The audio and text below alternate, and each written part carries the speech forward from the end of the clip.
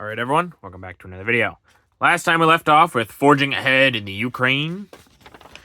We're now on to gains made by the Russians in 7 months. March 30th, 1944. The tide of battle changes. The startling reversal in the war on the Eastern Front is illustrated by the map as the 5th year of the war got underway. The Nazis were firmly entrenched in Russia, the Black Line.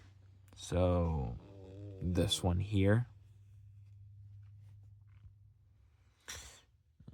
And within striking distance of Russia's sources of oil in the Caucasus at the end of March.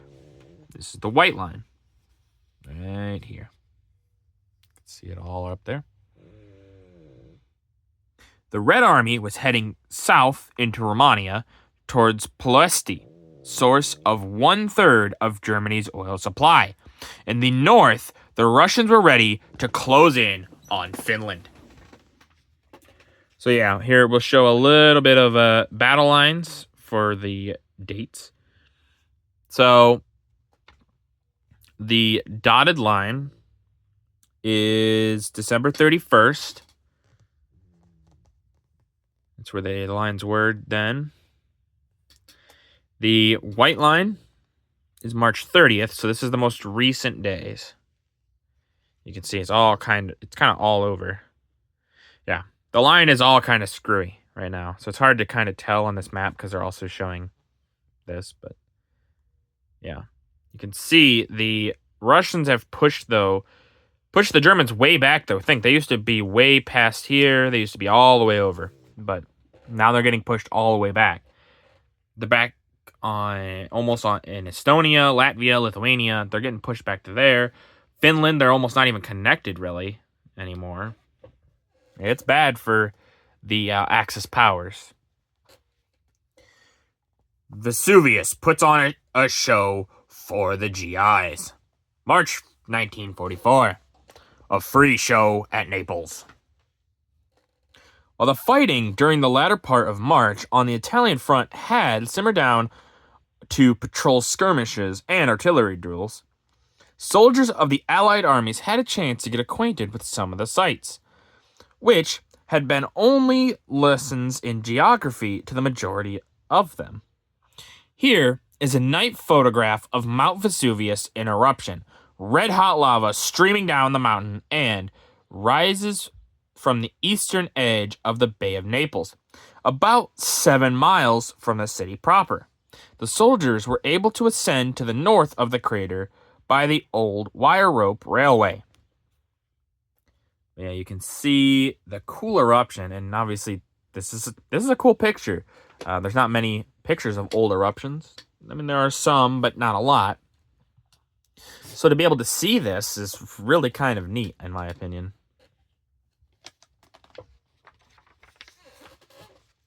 Men with a country return to it. March 1944. This is my native land. Like a protective cloak, Old Glory leans from the mast of a tug to wave over the repatriated Americans returning to their homeland after 2 years in war-torn countries. While below, some of the ship's 663 repatriates line the rails of the Swedish diplomatic exchange ship as she proceeded up New York Harbor toward her berth. This was the 3rd trip of the former luxury liner, which traveled both ways under safe conduct from all belligerents. The first exchange was made with Japan in the spring of 1942, and then the Gripsholms lay in the Hudson River for a year before her next trip to return nationals of other countries to their homeland and bring back Americans to the United States. Yeah, many of these men probably glad to be home. Glad to see Old Glory once again.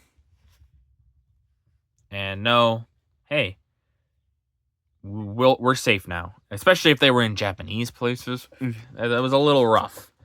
The Japanese did not treat their prisoners very kindly at all. The Tirpitz feels the Barracuda's bite. April 1944. Attack on the Tirpitz. On April 3rd, a force of Barracudas from a British aircraft carrier made 2 very successful attacks on the German battleship Tirpitz in Altenfjord, where she was undergoing repairs after being torpedoed by British midget submarines. The first force of bombers scored hits near the bridge, and the second on the aft turret, amidship, and on the forecastle. The damage was severe enough to put the Tirpitz out of action for many months. Top, Barracuda bombers approach Altenfjord. Bottom, flames and smoke pour from the wounded Tirpitz. So yeah, you can see up here the Barracudas going to bomb it. And there you can see the hits on the fjord right here, obviously, or not in the fjord, on the Tirpitz, right here and here. And yeah, the Tirpitz basically gets out of commission for more or less the rest of the war. The Kriegsmarine didn't really prove their worth. To be fair, they were kind of underutilized by the Führer, but he didn't really see the value in them, which probably should have, because naval power definitely helps decide this war pretty single-handedly. And, with aircraft, obviously. Russians push forward in Romania. April 1944. Pressing ever forward. Late in March, the Red Army entered Romania territory for the first time in the war. Above, Cossack guardsmen are passing an unarmed Romanian village in the foothills of the Carpathians. In the picture below, Russian troops are crossing a bridge designed by Red Army engineers. It can be hastily put in place and is difficult to be seen by enemy airmen. So yeah, you can see the Romanians, or Romanians, as I would say today, but the way it's spelled, it's definitely in Romania. But yeah. And then also, yeah, obviously it's a little bit on the edge of the waterline, so like it's not quite above, but not all the way below the water. So enemy aircraft are going to have a hard time seeing it unless, obviously, they're seeing troops cross it. But otherwise, it's going to be pretty hard to make out from the air. Box score on a raid on Dutch New Guinea. April 2nd, 1944. We hit the Japanese run. Members of a Pacific Fleet aircraft carrier crew watched the painting of new Japanese flags on their carrier, signifying Japanese planes shot down in combat. This picture was made during the fleet's operation against Japan's Hollandia base, in conjunction with General Kenny's softening up the foe in New Guinea. Landings followed later in the month. The box score is a true reflection of the superiority over the Japanese of American carrier-borne aircraft. Yeah, so here I'll zoom in a little bit, but you can see how many aircraft they've shot down. Quite a few. I would count them, but we can guess probably 20 to 50. I mean, that's about a rough estimate is what I would say. 20 to 50. That's a lot. And it would give these troops maybe almost a false sense of security, but also give them courage to continue to fight on.